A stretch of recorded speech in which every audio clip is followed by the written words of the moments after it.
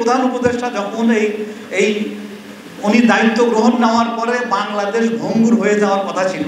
আপনারা তো জানেন, যদি একটি নৌকায় প্রচুর পরিমাণে লোক থাকে, তারপরে নৌকা যাওয়া শুরু করে, আর যে লোকটা উঠতে পারলো না সে বলবে যে বেটা কিছুক্ষণ পর তো নৌকা ডুববে, তাই না? বাংলাদেশ 5ই আগস্টের পরে ডুবে যাওয়ার কথা ছিল। আমি ওইখানে বলেছি, আর আমি নিজের এটা সাক্ষী। সেপ্টেম্বর থেকে এই মে পর্যন্ত দেশ কিভাবে চলে আমি দেখি।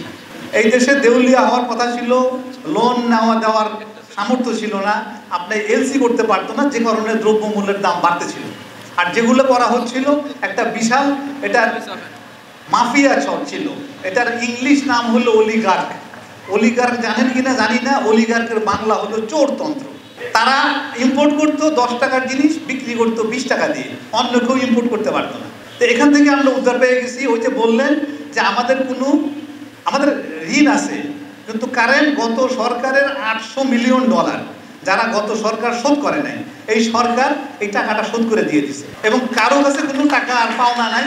এবং আপনাদেরকে বলি, এই আগের আমলে এলএনজি যেটা আনতো $14 দিয়ে, আমরা আমাদের একজন যোগ্য সচিব, উনি জ্বালানি সচিব, উনি গিয়ে নেগোসিয়েশন করে ওই এলএনজি আনছে $12 দিয়ে। এই $2 তারা চুরি করতো।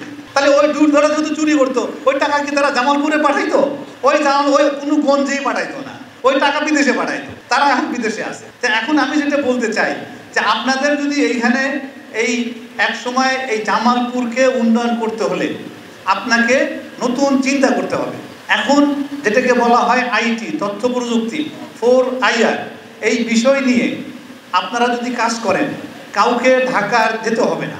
আপনারা যদি পারেন জামালপুরে বিশাল গার্মেন্টস হাব করেন, আপনারা আইটির হাব করেন, কারণ আপনাদেরকে নিজেদের ধনী নিজেদের হতে হবে। মেলান্দহের উন্নয়ন, মেলান্দহের লোকের ঐক্যবদ্ধ থাকবে না, মাঝে মাঝে একটু ওইটা হবেই, কিন্তু বেশিরভাগ লোক আপনি যদি ভালো কাজ করেন আপনাকে লোকজন সম্মান দিবে। আজকে না দেন কালকে দিবে, না হয় পরে এক সময় দিবে। আর আপনি যদি কোনো লোকের ক্ষতি করেন, হয়তো ভয়ে সে বলতে পারতেছে না, কিন্তু এক সময় বলবে। তবে মানুষের উপকার সবচেয়ে বড় উপকার।